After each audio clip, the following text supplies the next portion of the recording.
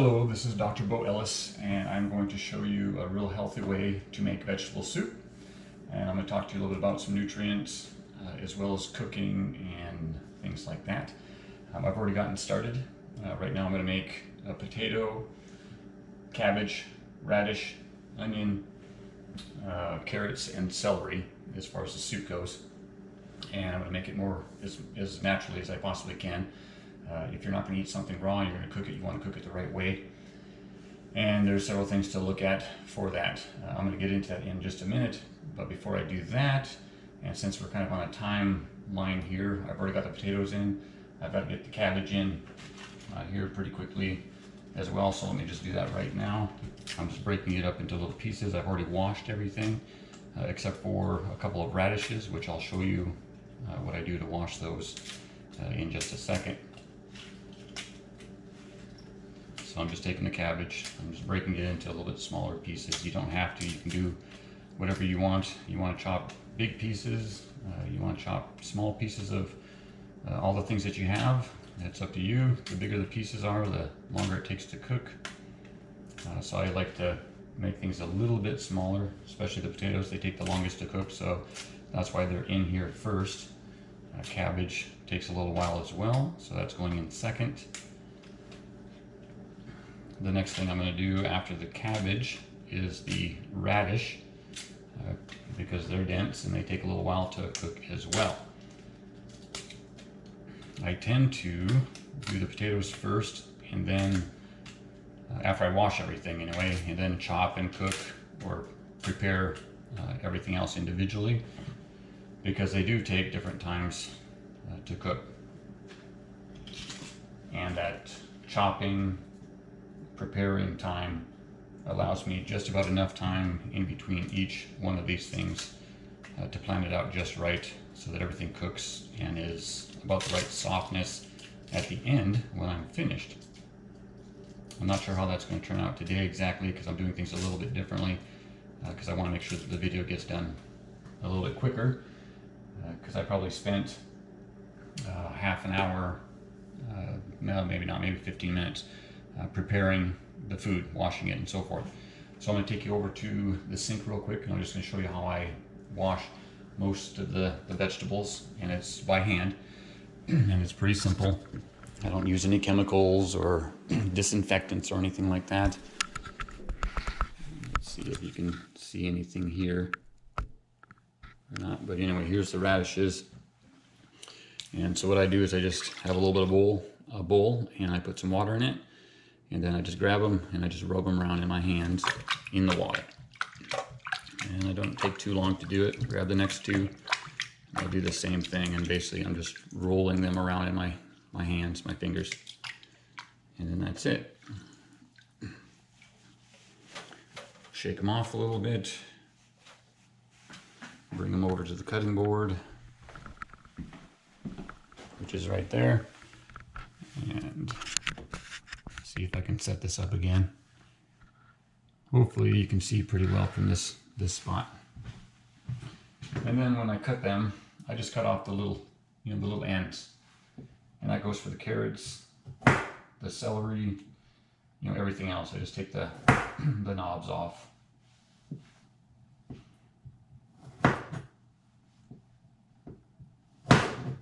Anyway, there's a few things that you want to pay attention to when you're cooking if you want to keep the nutrients viable in your food. Temperature is one of those things. I know that, see, like what I'm cooking with right now, it actually has a Teflon surface to it. And Teflon has kind of a bad name in general as far as creating poisons and toxins. There's a disease named after Teflon poisoning. And what I want to bring out, so that everyone doesn't just go crazy and not buy Teflon. I have some Teflon here. It is convenient, easy to clean, and so forth. But the things to know about it is that Teflon, it'll create toxicity, very toxic for your body if you heat it over 400 degrees. I'm making soup, so I have water in there, which means that the temperature is not going to get much above 212 degrees Fahrenheit or 100 degrees Celsius. which is the boiling temperature of water at sea level. I'm in Georgia right now, so I'm a little bit above sea level, but not too far to really make much of a difference there. And the higher above sea level that you go, the colder or the cooler the temperature is to boil water. All right, that brings me to another point that basically 110 degrees Fahrenheit, you will start to denaturize proteins. So basically, if you get into a hot tub that's over 110 degrees, if you stay in there long enough, you'll denaturize your skin, the proteins in your skin, and the rest of your body. Okay, you'll actually end up cooking yourself. So it's not recommended to be in a hot tub that's over 110 degrees. Actually, most hot tubs are set at 104. That's kind of the legal limit in general, although most of us like it to be hotter than that. I don't mind 110 degrees for 10 minutes or so. I can't handle the heat as much as maybe some others can, depending on how much adipose tissue or fat tissue you have on your body, which is an insulator. You might be able to stay in there longer than someone who doesn't have as much. Anyway, surgical stainless steel is probably some of the best equipment that you can buy for cooking. It is used in surgical centers because it is hypoallergenic. It is been used because it is the less reactive to most people's bodies. When you do cook with things, you do heat things up. Sometimes parts of the metals and so forth will leach into the food. But like I said, Teflon over 400 degrees, so as long as you're not frying on your frying pan with Teflon on it, you're probably not getting anywhere close to the 400 degrees.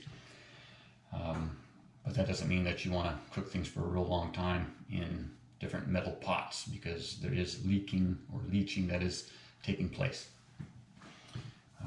And the hotter you get something, the quicker things speed up, molecular motion and so forth, the quicker things will leach into your food. And you don't want that. You want to do healthy cooking, therefore you want to keep lower temperatures and maybe extend the cooking time a little bit at lower temperature and use things like surgical stainless steel. T316 is one of the best.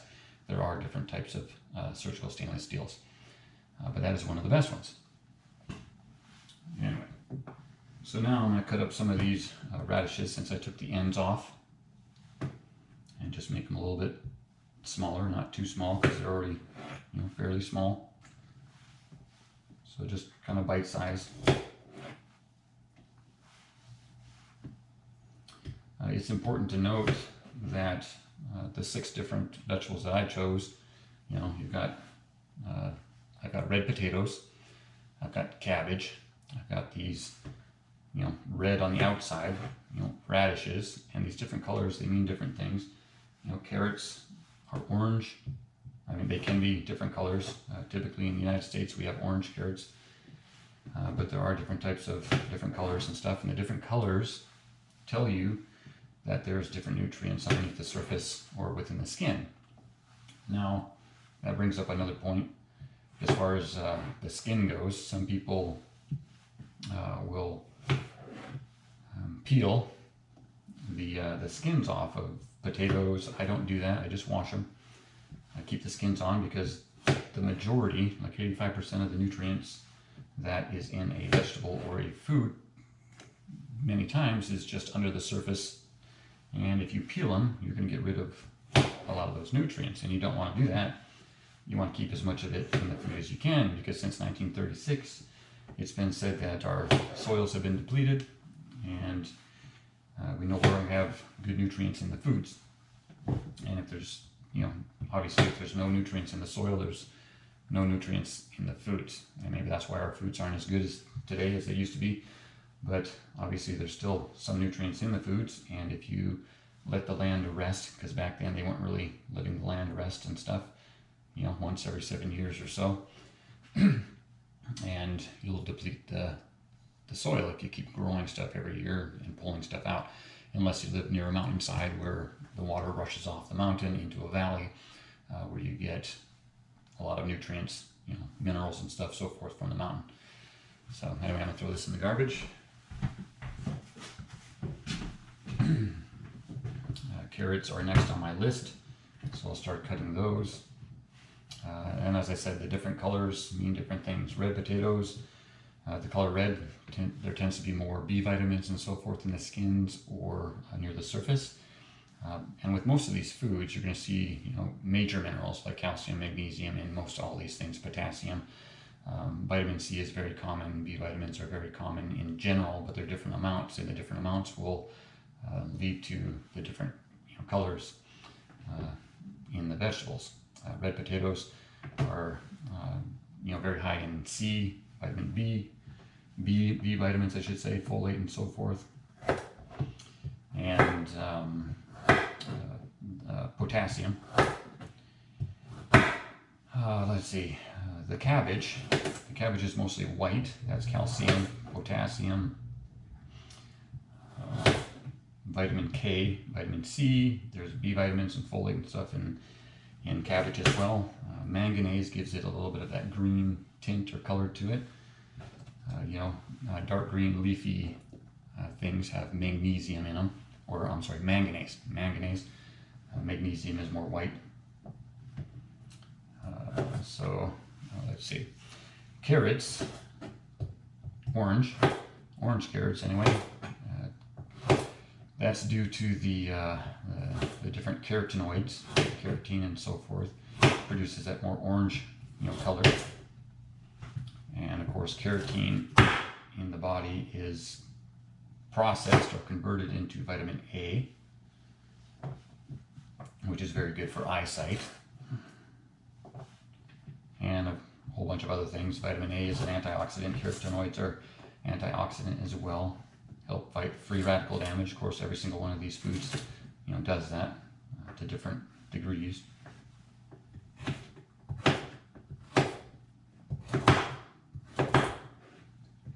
The radishes, red radishes, they have that folate, B12, B6, and of course folate, B12, B6 are very good for pregnant women, and the reason for that is because it prevents congenital anomalies, defects, and so forth in the birthing process. It's very important for nerve growth and development, and the first 2 weeks is when the spinal cord and the brain develop within the fetus. It's the first system that is developed in a fetus, and so it's very, very important to have that foundation for good function later on. After that, the heart develops after about the 4th week, and organs after that, and so forth. The lungs are the last thing to develop, and that's usually around the 7th to 8th month. That's why if a child is born prematurely, it could be dangerous because their lungs aren't developed, and if you can't breathe, you die, right?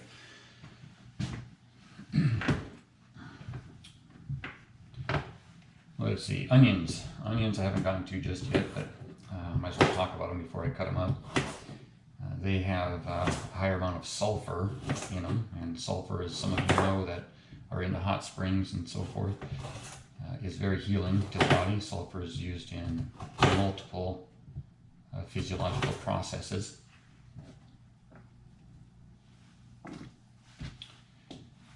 And it is important to have. The onions that I have today are yellow onions, and that yellow color comes more from tin, which is a mineral that you need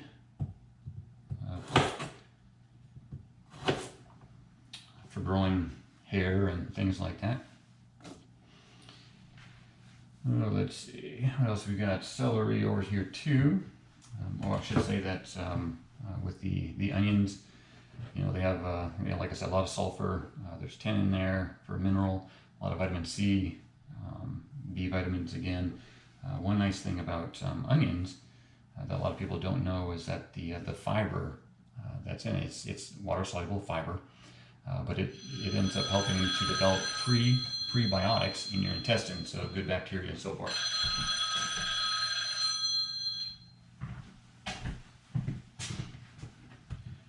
There's potassium, also high amount of potassium. It's white. That's calcium, magnesium, potassium are white in color.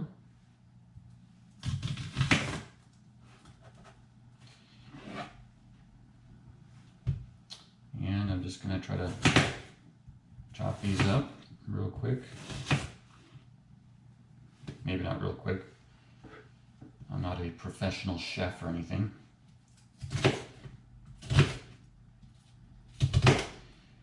I basically cook so I can eat, because I eat to live. I don't live to eat.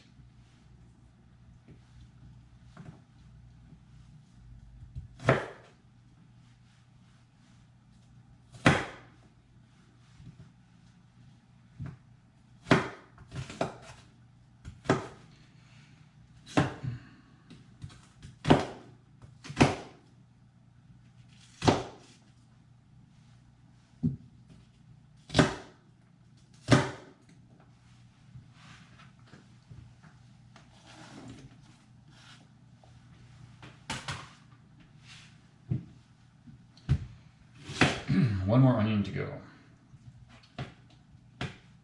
So basically I'm making enough soup, since it's just for me, for a week. And so I'll be having, one bowl of soup a day, I'm sure.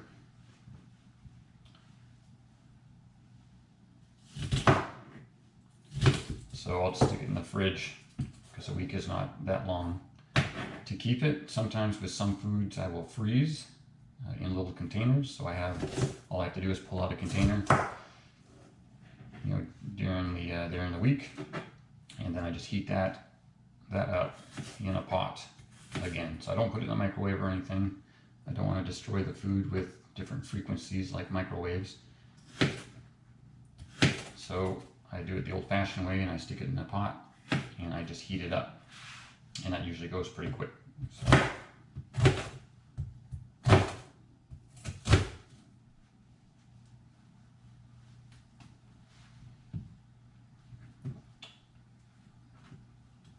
I suppose I can make these a little bit bigger chunks. I've been chopping them up a little bit too small, maybe. They might cook too fast that way.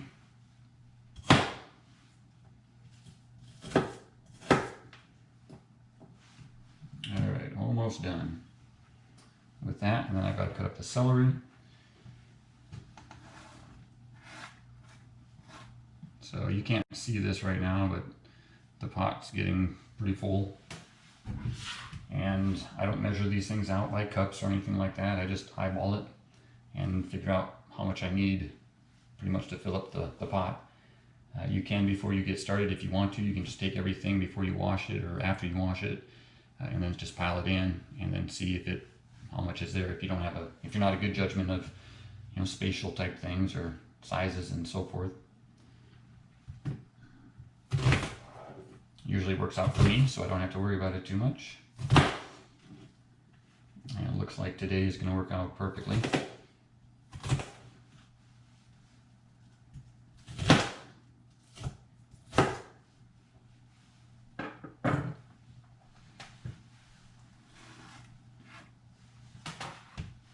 All right, celery is next, and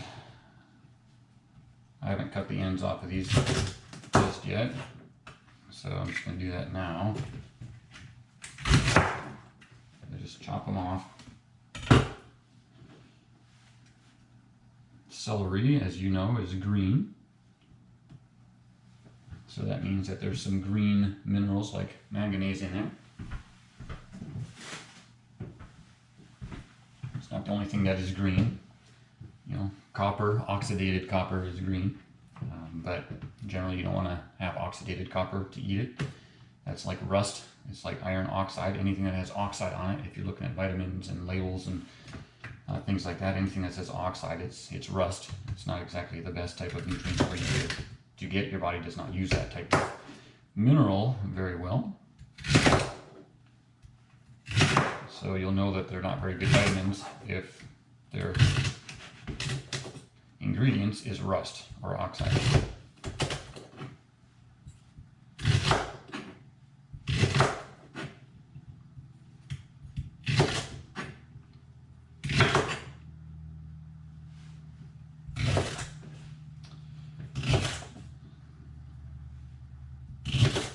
All right, so sodium has quite a few things in it.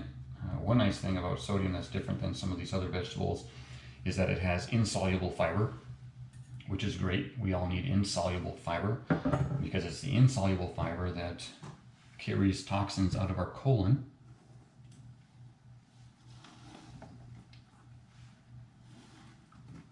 So when the gallbladder dumps a bunch of bile into the intestines for emulsifying fats and the pancreatic enzymes and so forth,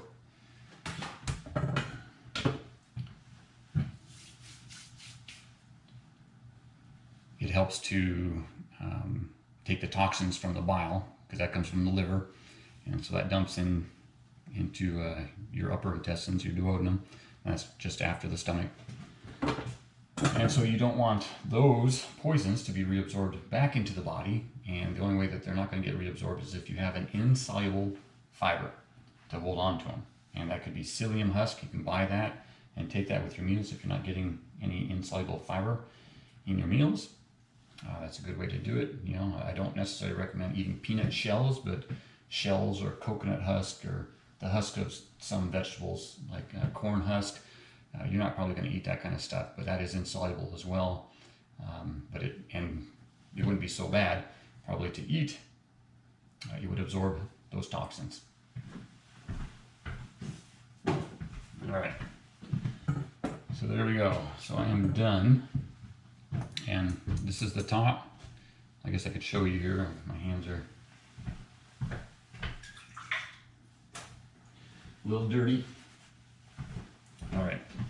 So just to give you a quick look here. There it is. It's pretty full. And then I'll just stick the top on here. And as you can see, the water is just barely boiling. I've got it set between 2 and 3. This is a gas stove. And there's the flame. That's about all you really need. If the water's boiling, it's pretty much as hot as it needs to be. So anyway, so that's it. So now I'll just let this cook probably for 20, maybe 20 more minutes or so. I will check it to see when it's ready by using a fork to see if everything is still kind of crisp but penetrable with a fork, especially the potatoes. I don't like raw potatoes myself. Not able to eat them raw, so I cook them. Celery, no problem. Carrots, no problem. Cabbage is kind of debatable for me. And then, of course, radishes are just a little too flavorful for myself, eating them raw. Onions as well. And, of course, potatoes. So my preference is to lightly cook them. And let's see, what else do we need to say? I think that's really about it. You can always ask me some questions, and it depends on how many I get, if I'll be able to get back to you or not. But I can always put together another session and answer, some questions, or maybe do a live show at some point. Anyway, it's been a pleasure. I hope you guys have learned something through this process. It's basic and it's simple, and I just wanted to let you know how easy it was and some of the basic food preparation type stuff, because just some people just don't know that information. Anyway, God bless. You guys have a great day. Thank you for tuning in, and be sure to like and subscribe and do all those things to promote this type of information getting around. Share it, and I look forward to seeing you guys again. Check out some of the other stuff I have in my files or repertoire of different information. I've got a bunch of different health and wellness type stuff. So God bless. Have a great day.